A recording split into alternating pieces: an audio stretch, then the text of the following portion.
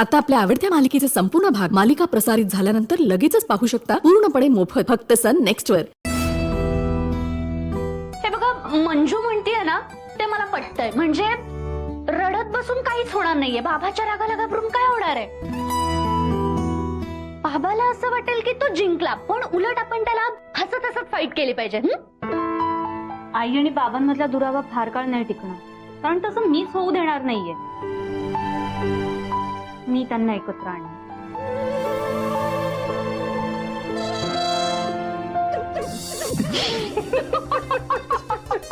हसायला काय झालं तुम्हाला?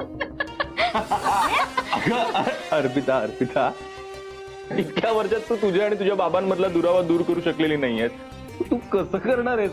नाही प्रिया, हे बघ, मला असं वाटतंय की तुझी अप्पूताई ना आता थोडासा ओव्हर कॉन्फिडन्स दाखवते. हो बरोबर आहे तुझं युवराज. हा ना ओव्हर कॉन्फिडन्स आहे. अप्पूताई, बाबा नुसतं साधं समोर जरी आला ना तर तो उंदीर कसा बिळात जाऊन लपतो, तसं बिळात जाऊन लपशील तू. म्हणजे तुम्हाला काय वाटतं मी घाबरट आहे? एक मिनिट हा, घाबरट मला अजिबात समजू नका.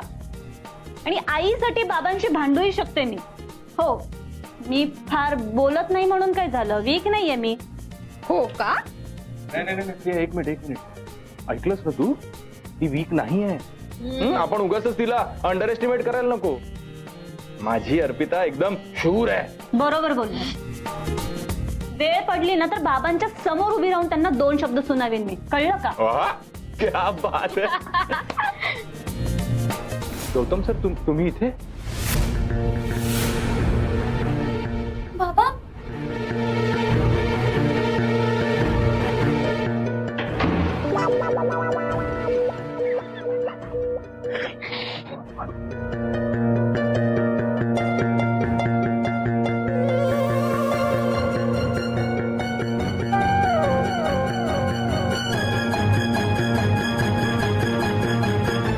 गौतम सर, तुम्ही प्लीज आता अर्पितावर रागवू नका. बाबा खरंच सॉरी. तू प्लीज अप्पूताईला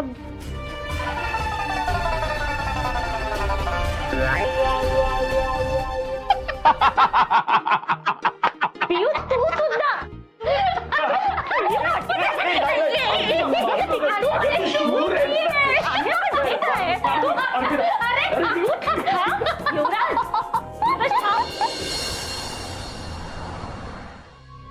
अगं तुम्ही काय झालं सांगशील का?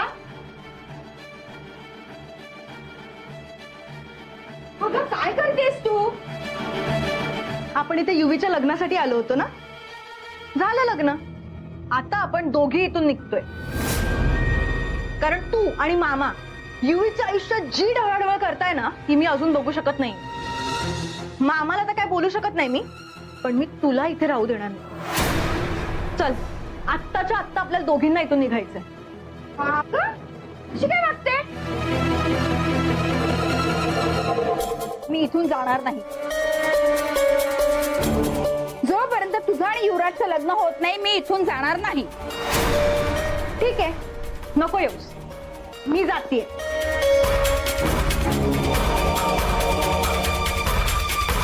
नाही, तुला मी इथे राहू देणार नाही. तू इथे राहिलीस ना तर काय करशील याचा नेम नाही. चल, आपल्याला आत्ताच्या आता इथून निघायचं. चल.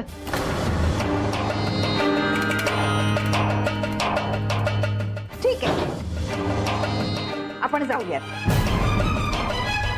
मला जे हवं होतं ते मी केलं. आता जे करायचंय ना ते युवराजचा सासरा गौतम करेल.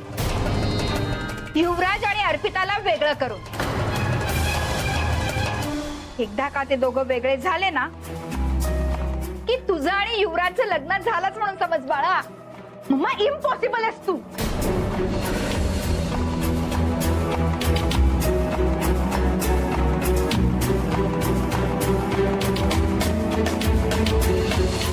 समंजस आहे तन्वी, योग्य निर्णय घेतलाय. अगं बाई, पण जर का युवीच्या पप्पांना हे कळलं तर ते यांना जाऊच देणार नाही. काहीतरी करायला हवं. देवा परमेश्वरा, अरे गौतम, मला हवं तसंच करतोय. अरे नवस न बोलताही पावलायस तू. धन्य आहे देवा तुझी, धन्य आहे.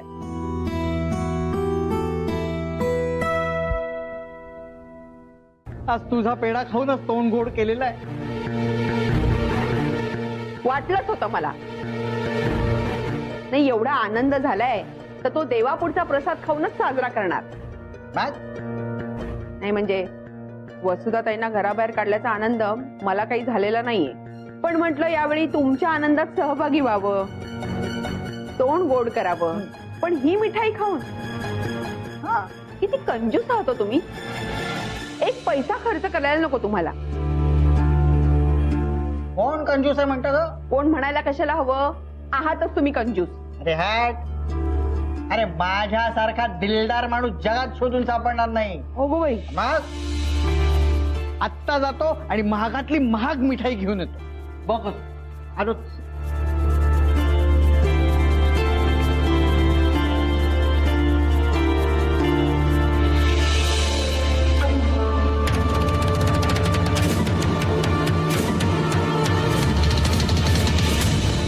अगो बाई, हे काय?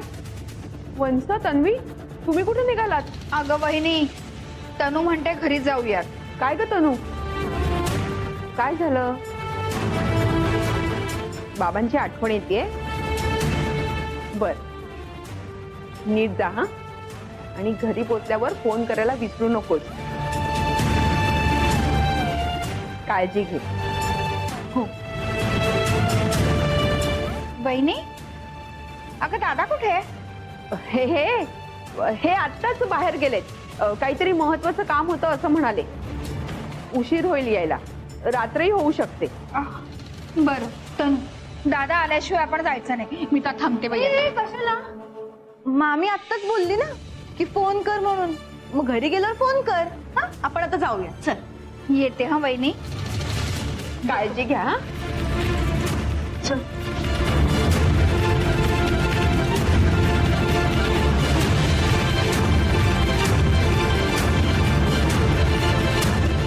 गेली एकदाची आगीत तेल ओतणारी. आता मी माझ्या युवीला आणि अर्पिताला घरी बोलावू शकते. ए, युवराज, अर्पिता, थांब. नाही नाही अजिबात नाही. मारू नको. फटके खाणार अगं, तू आहेस. सारखं सारखं सारखं का केलंस हे? हे का करतेस? म्हणजे तू आहेस ना शूर. बाबांची मस्करी करणार? तू आहेस ना शूर. मग बोल ना बाबांना सगळं. बोलणारच आहे मी घाबरते काय? अगं, मग बोलून दाखव ना. अजिबात कशाला? तू मारू नकोस. तू मारायचं नाही. तू- मला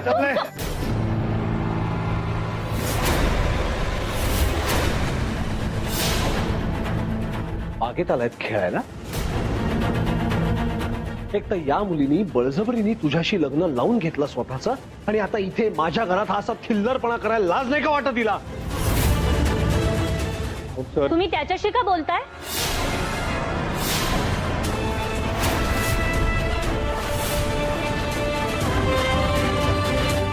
माझ्याशी बोला ना. तुमचा राग माझ्यावर आहे. आडून बोलण्याची काय गरज आहे? माझा नवरा आहे तो, आणि माझ्या नवऱ्याचं माझ्यावर खूप प्रेम आहे. ते बघवत नाहीये का तुम्हाला?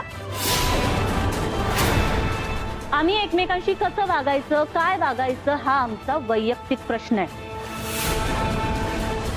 त्यात पडणारे तुम्ही कोण? तो सावई आहे माझा. हो? कोणत्या नात्याने? तुमची मुलगी, सॉरी म्हणजे जिला तुम्ही तुमची मुलगीच मानत नाही, तिचा तो नवरा, तो तुमचा जावई, आणि तुम्ही त्याचे सासरे. कसे?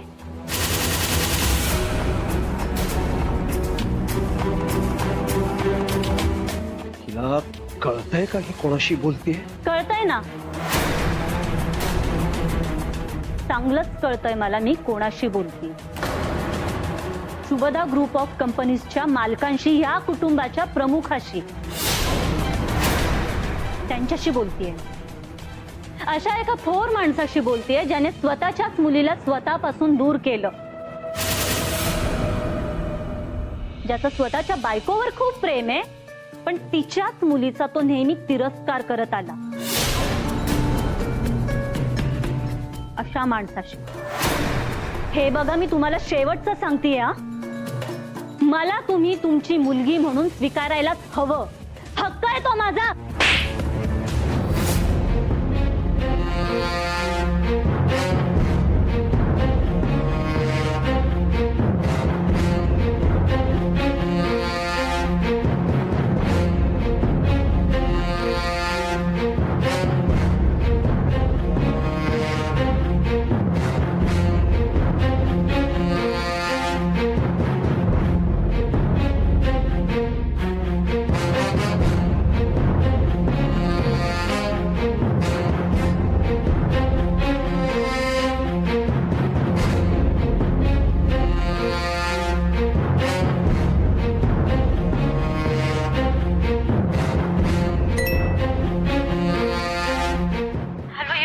तुला कसं कळलं मी तुझी आठवण काढत होतो ते?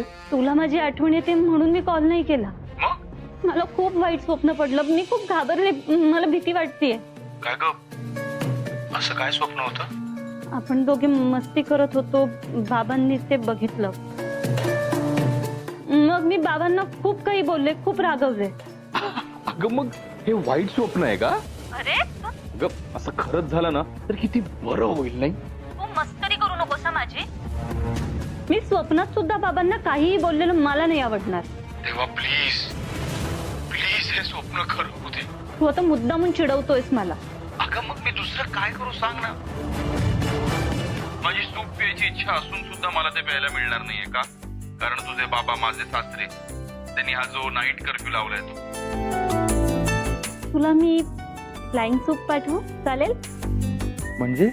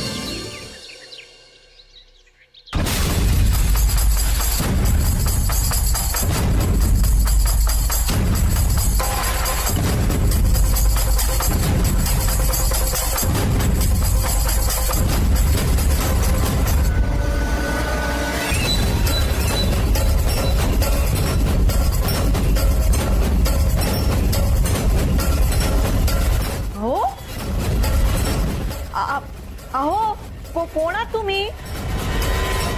हे सगळं काय चाललंय? अहो तुमच्याशी बोलते मी. कोणी परवानगी दिली तुम्हाला?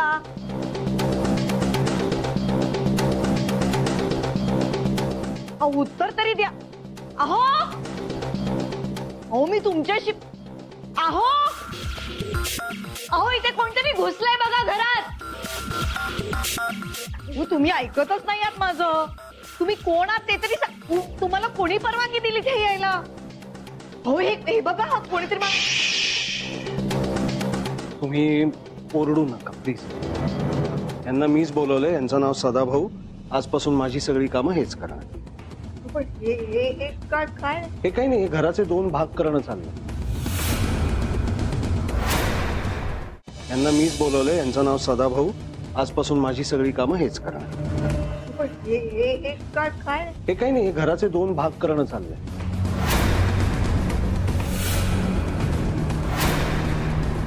ही बाजू तुम्हा सगळ्यांची, ही बाजू माझी. यापुढे कधी मी तिकडे येणार नाही आणि तुम्ही या बाजूला यायचा विचारही करू नका. क्लिअर? तुमचं झालं की सांगा. होय साहेब.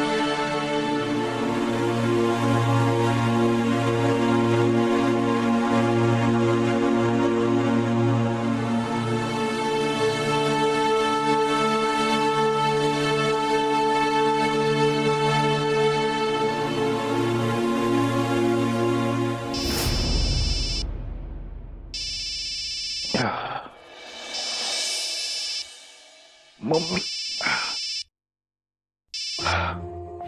Good morning mummy. युवी कसा आहेस तू? बरं आहे. आणि तिथलं वातावरण कसं आहे? तुझ्या आत्याने लावलेली आग आता तरी शांत झालीये का? नाही अगं, इतक्यात कुठे. समजू शकते मी, पण एक बरं झालंय, तन्वी रेणुकाला घेऊन इथून निघून गेली. काय सांगतेस? वा, मी लगेच तन्वीला मेसेज करतो. बरं अर्पिता कुठे आहे? तिला दे ना फोन, मला बोलायचं तिच्याशी. अगं ती तिच्या खोलीत आहे.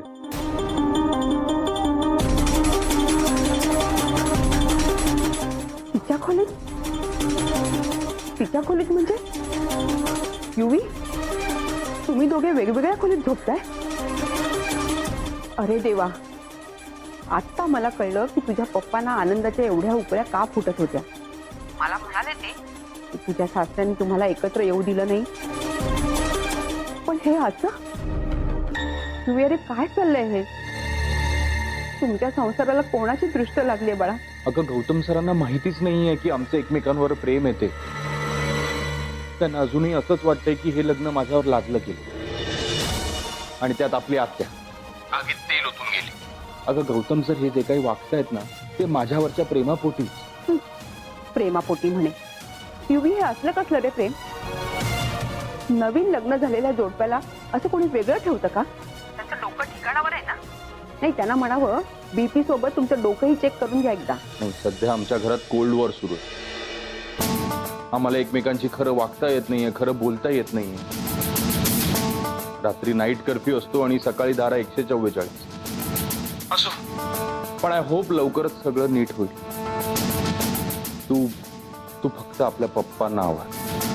मला ना आणखीन तमाशे नकोय तिथे. बरं मम्मी, मी आवरतो जरा, मी नंतर कॉल करतो तुला. बरं, ठेवते. बाय.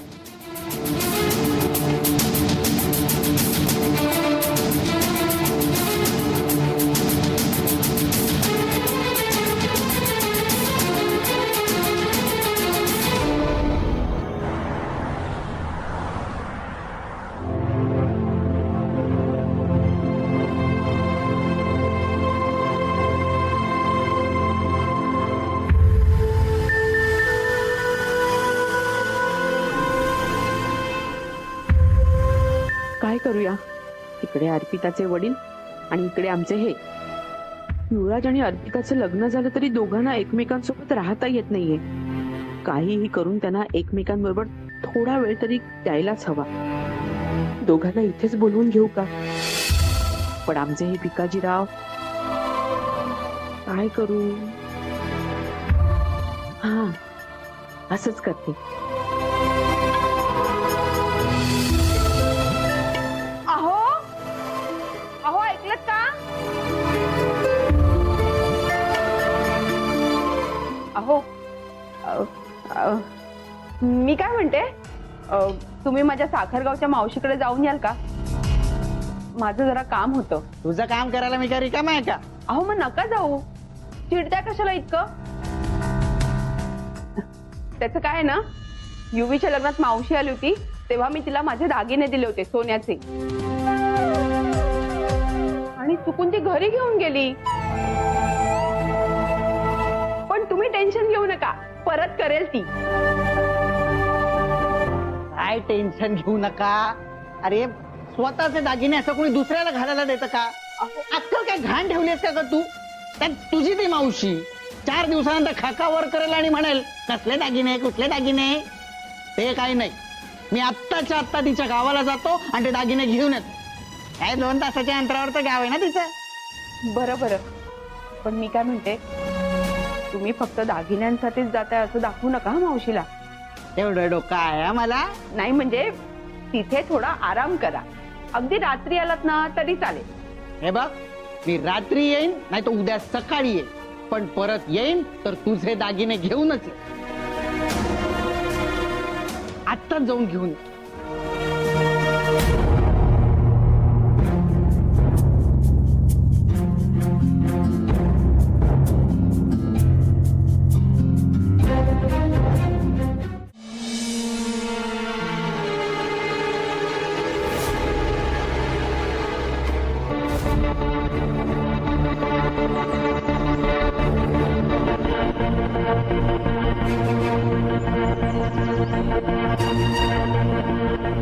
आम्हाला तुझ्याशी बोलायचंय.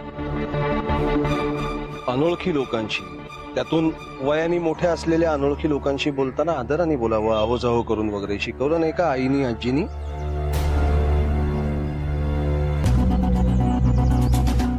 आम्हाला तुमच्याशी बोलायचंय. बोला. नाही, तुमच्या बाजूला उभं राहून तुम्हाला काय करायचं ते तुम्ही करूच शकता ना. फक्त तुम्ही बोलत असताना ते मी ऐकलं पाहिजे, ऐकून घेतलं पाहिजे असल्या अपेक्षा ठेवायच्या नाही. हे घर आमचं आहे. आम्ही कुठे फिरायचं, कोणत्या बाजूला राहायचं हे तू कोण ठरवणार?